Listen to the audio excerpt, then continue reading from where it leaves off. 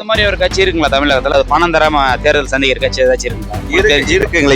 இப்ப வரைக்கும் நாங்க வாக்குக்கு காசு கொடுக்கல அப்படின்னு அவங்க வெளிப்படையா அறிவிக்கிற ஒரே ஒரு கட்சி யாருன்னு பாத்தீங்கன்னா நாம் தமிழர் கட்சி.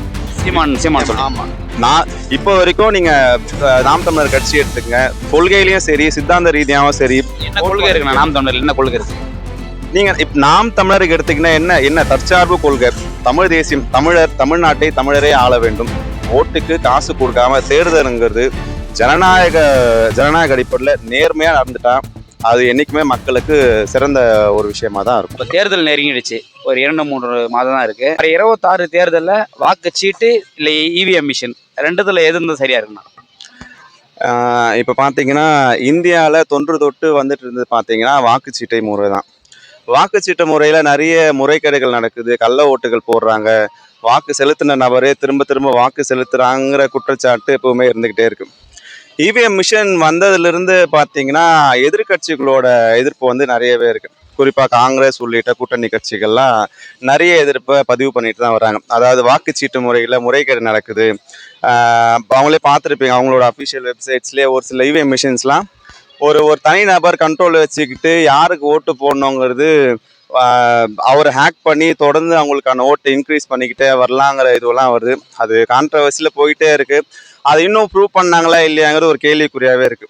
இப்போ ஆளுங்கட்சியில் இருக்கிற இப்போ சென்ட்ரலில் பார்த்தீங்கன்னா ஆளுங்கட்சியாக இருக்கிற பிஜேபி என்ன சொல்கிறாங்கன்னா, காங்கிரஸ் ஜெயிக்கிறப்போ மட்டும் இவிஎம் மிஷினில் எந்த குறைகளும் கிடையாது, அப்போ மட்டும் இவிஎம் மிஷின் ரொம்ப சரியா இருக்கு, அப்போ தேர்தல் ஆணையம் ரொம்ப சரியா செயல்படுது.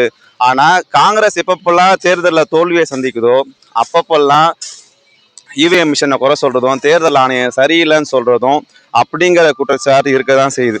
ஆனா இதுல முரண்பாடு எங்க இருக்கு அப்படின்னு பாத்தீங்கன்னா, தேர்தலுங்கிறது வாக்குக்கு காசு கொடுக்காம நேர்மையா நடத்துறப்போ இந்த வாக்குச்சீட்டு முறை ரொம்பவே சரியானதா இருக்கும். அந்த மாதிரி ஒரு கட்சி இருக்குங்களா தமிழகத்துல? பணம் தராம தேர்தல் சந்திக்கிற கட்சி ஏதாச்சும் இருக்குங்களா? இருக்குங்களா? இப்ப வரைக்கும் நாங்க வாக்குக்கு காசு கொடுக்கல அப்படின்னு அவங்க வெளிப்படையா அறிவிக்கிற ஒரே ஒரு கட்சி யாருன்னு பாத்தீங்கன்னா நாம் தமிழர் கட்சி.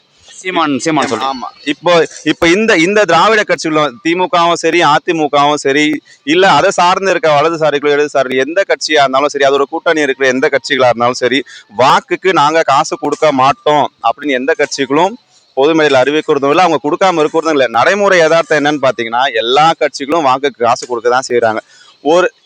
ஒரு தொகுதிக்கு குறைஞ்சது 20 லட்சமா செலவு பண்ணும், அதுக்குள்ளதான் செலவு பண்ணுங்கிறது ஒரு வரமுறை. அது எனக்கு சரியா எக்ஸாக்டா தெரியல. ஆனா ஒவ்வொரு ஆளுங்கட்சியும் சரி எதிர்கட்சியும் சரி குறைஞ்சது 20 கோடியிலேருந்து அந்த தொகுதியோட வெயிட்டை பொறுத்து 50 கோடி வரைக்கும் செலவு பண்றாங்க. இது இப்போ இருக்கிற நடைமுறை யதார்த்தம்.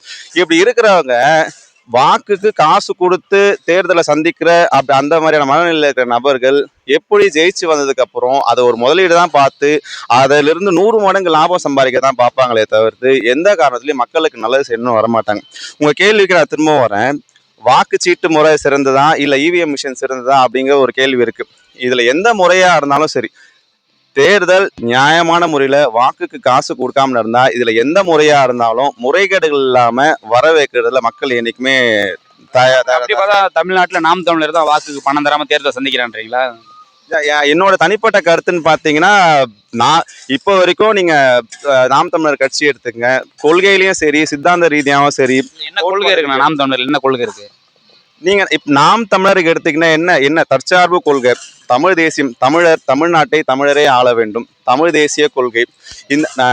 இந்த நாட்டின் உள்ள வளம் சார்ந்த தொழில் சார்ந்த முன்னேற்றம், அதுதான் நாம் தமிழர் கட்சியோட பிரதான கொள்கையா இருக்கு. மக்கள் கிட்ட இருந்து வரியை போட்டு மட்டுமே அந்த வரியை பெற்று மட்டுமே உயர்ந்துகிட்டு போகணுங்கிற நோக்கம் கிடையாது. அந்த வளம் சார்ந்த தொழில் சார்ந்த முன்னேற்றம், இதுதான் நாம் தமிழர் கட்சியோட பிரதான குறிக்கோளா இருக்கு. இன்னும் பேசலாம், அதுக்கான ப்ரிப்பரேஷன் இருந்தா நீங்க சொல்ற மாதிரி அதை பேசிட்டு போகலாம்.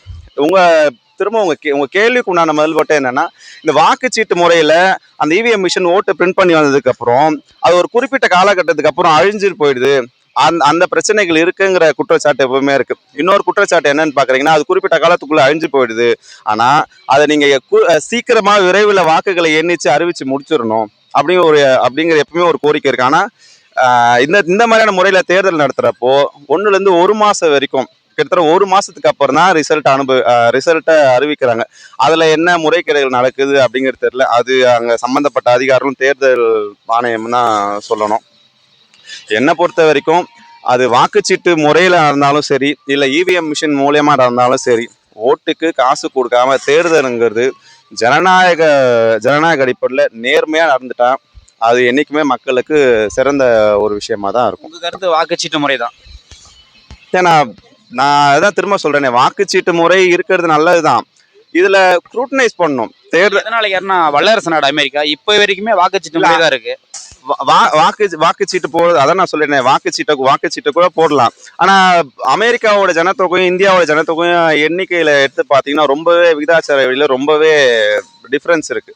வாக்குச்சீட்டு நீங்க எடுத்துட்டாலும் சரி, நீங்க வாக்குச்சீட்டை கூட போடுங்க, இல்ல இவிஎம் மிஷினை கூட போடுங்க. அதுல முறைகேடு இப்போ அது ஒரு மிஷின் தானே. எனி மிஷின் இருந்தாலும் அதுக்குள்ள ஒரு சாஃப்ட்வேர் இருக்கும். அந்த சாஃப்ட்வேரை ஹேக் பண்ண முடியுமா? முடியாது. முடியுங்கிறது தானே.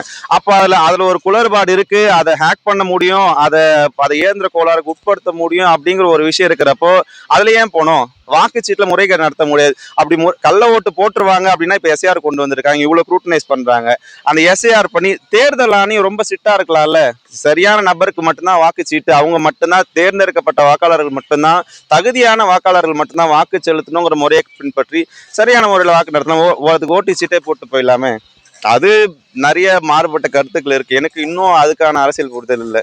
ஸோ என்னோட கருத்து பார்த்தீங்கன்னா வாக்குச்சீட்டும் பெட்டர் தான் சொல்றேன்.